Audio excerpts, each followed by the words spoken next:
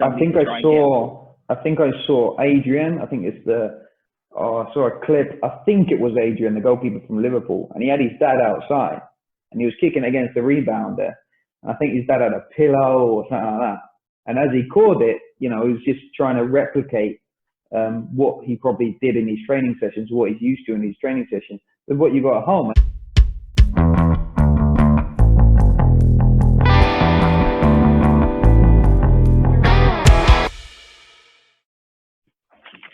For me, I would like to know, you are working with a new team. How do you implement your football beliefs for them to understand as early as possible?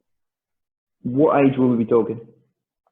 I'd go again between the ages of 12 to 16. And with that, you might consider the transition between some of them might have been playing small-sided games at 12. And now they're edging towards the 11-a-side game. Okay, so I would start off asking a lot of questions. So I think it's important to know about, if you can know any information about that team from years from before. Now there's a lot of platforms out there that you can they kind of elaborate libraries and elaborate profiles of players. If you've got access to that type of information, it's key. I would also try and get in touch with the club to see and then try and understand what the culture has been like until today. So really try and get to the bottom of what they've been doing until today, rather than going in and saying, right, this is my list of demands, this is what I believe in, this is what we're going to do. I would really try and understand and empathize with what point they're at individually and collectively. So before I started doing a first training session, I would try and gain as much information as I possibly can on the team. Obviously, for a grassroots coach, and we don't have access to a lot of maybe information, it's important to start off just getting to know the players. I think understanding what the group's ambitions are, understanding the club's culture is in, what we're trying to do with these different groups that are coming through, rather than obviously just thinking about my own needs or my own wants. It's really important to develop an understanding of what we're going to try and do this season. From there, you can try and then you can start developing. How are you going to get there, and what are you going to do throughout this season to try and implement and get as close as you possibly can. You're never going to get to the highest point, but get as close as you possibly can to that objective. So I would say, one, how many staff do I have? If it's just me, then I start with the group. If it's not just me, make sure you're in terms with all the people that you're working with. So sitting down, there's something that I've seen on the test lately, which is a cricket documentary, which is really interesting, which was focused on, how many times they sat down and between the team, sat down between the staff and just had a conversation on, what do you think about this? So if I was working alongside somebody that's already been at the club, I would start by asking him or her about what she thought about these different things that I want to work on. And then obviously try and get an understanding with some that I'm going to be working with throughout that season. After that, I would then start working with the team rather than talking about it.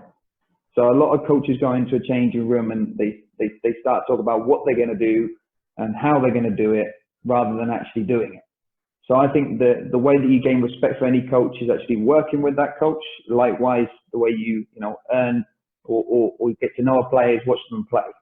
Talking to a player to a certain extent, maybe after, is always going to be positive. But if we don't know where we are, I don't know how you work and you don't know how I work, there needs to be that initial time or period where you play, which you do what you love, I coach, which I do what I love, and let's see where we are. After that, then we can have like a collective, speak after the training sessions, where we get some feedback from the players, or we get some feedback again from whoever I'm working with, or even get another coach that's in that club to come and watch one of your sessions and tell you what he thinks and how it relates to the objectives of the club. So I think this is really important to build a good, positive environment from the start. If you come in with your list of demands, you come in and just do your own thing, it's probably going to be, a month down the road, there's not going to be a healthy environment, and what's going to happen is there's going to be a very, you're going to feel probably quite lonely, and second to none, you haven't built any relationships at that club. So I think building relationships at a club is essential, and as the season goes on, believe in your process. So no matter what results you might get short term, try and believe in what you stated after gaining that initial maybe month. You state a set amount of objectives that you want to hit. You see if the club's happy with them. You see if your teams, they think that they're able to get there. If also we're talking about maybe 15, 16-year-olds, you're able to maybe state the different objectives and get a feeling of what they think. Do they think they can hit them objectives? They think they might be too low. They might feel that they're not challenged, or they might feel that they're over challenged. It's trying to find that fine line about not being too easy on them and obviously not being too challenging on them, because obviously you can make them feel bored if it's too easy, and you can also get over that line and they feel ever so frustrated. So just finding that fine balance and that good relationship.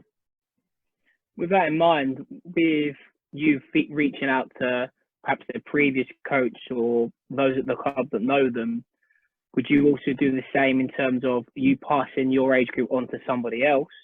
Would you intentionally reach out to them and say, look, this is where they're at, this is what they need to improve, this is what they've done well? I think it needs to come from the coach that comes in, to be honest with you. That information is always going to be accessible, meaning this information I would let him know or her know this information is accessible, but I wouldn't chuck it at them as such and say, this is the information from last season. Just let them know that this information is available if they need it, and leave it in a place where they can access it. Right. So there's something that I'm interested to ask you. Right now, there's a load of physical and technical drills being done in lockdown. Do you think the players that do, the more technical ability and ball mastery and all these different, are they going to be ahead of other players that might have just been focusing on other things? When I see they get back to playing, are they gaining any advantage? My first consideration would be their age. Okay. So I think there are fundamental age groups in terms of, let's say, 6 to 10, 11-year-olds, where a real balance of both. It might not just be football stuff physically, but it might be climbing a tree or at the playground if you're allowed access to those sort of things. So that principle will never change. We're at that predominant age of 5, 6, 7, 8, 9, 10. I must do everything, as much variation as much as possible to gain as many great skills as possible. So that would be at the lower end of the scale. I think at the higher end of the scale, my initial concern during lockdown was the amount of older players, professional youth team players, 15, 16-year-olds. It was like, right, I need to keep fit. And I think you lose contact of the real generic fitness of football. It isn't just having a low body fat or a good aerobic capacity. If you're at that age group or a professional or a full-time athlete, you really need to stay engaged with the technical side of the game and almost the tactical as well. If you've got the ability to have resources online to watch your clips back or watch players you can compare yourself to, that'd be a tactical thing to consider. So I really value that as well as technical and physical. But technical, I don't think you can ever lose sight of. That is essentially the most important thing in the game, is you're actually technically able to execute a skill, whether that be a turn, a pass, a cross, a shot. So I don't think you can lose contact with that. I think you need to really consider that. In terms of physical conditioning, again, it depends where you are. I think it's good if you're pre-puberty, in your puberty, to be considering the variations of jumping, landing, turning, making it fun and engaging, and incorporating the ball as much as possible, which a lot of my resources will suggest and provide. And also with that in mind, the physical fitness conditioning aspect is you're not a long distance runner or an endurance runner. You're anaerobic, sharp, change of direction, sprint, stop, start, breathe, sprint, stop. That's the fitness considerations I would implement into lockdown. But if I was to narrow it down, I think it's great to find a good balance. And what I mean by that is you might alternate the days in which you're kicking a ball and having a purpose for kicking a ball isn't just kicking a ball against the wall. It's can I use the inside, the outside. So having those tiny details which you can use this time wisely to tidy up. And then it might be the second day, right, I'm gonna create myself a little circuit in the garden for a quickness practice. The only downfall, which a lot of people are going through at the moment, is it's all self-run. It's very different as soon as you go back to the normality of, you're then likely to be responding to a stimulus. So it could be someone blowing a whistle, right, I need to run. And at the moment, people are in their gardens or on a field going, right, I'm going for a jog. So the intensity is a lot harder when you go back. So if you can replicate that somehow, a good little trigger is, set a little timer on your phone. You can't see the screen. It goes off right now I'm running, or, just a suggestion like that. Well, and also working with and against somebody. I think that's another thing some people may be struggling with at the moment. If you can find a way of replicating that. So it might be a physical contact. You're doing a skill but without physical contact. And yes, it's beneficial short term, but long term, you're going to need to be able to restrain that contact when it comes in, whether that be physical strength protecting the ball, or even just a 50-50 battle as you chase next to somebody. I think I saw Adrian. I think it's I saw a clip. I think it was Adrian, the goalkeeper from Liverpool, and he had his dad outside, and he was kicking against the rebounder. And I think his dad had a pillow or something like that. And as he caught it, he was just trying to replicate what he probably did in his training sessions, what he's used to in his training sessions, with what you got at home. And I think this is massive, having the ability to try and replicate with creativity what you work on in training sessions. I mean, the lack of 1v1 scenarios, 2v1 scenarios, being defender, one-on-one with a goalkeeper. I think, like, if you're a dad or a mum or a sister or brother or whatever, and you're playing along with somebody, it's so much more triggering, as you say, than doing it on your own.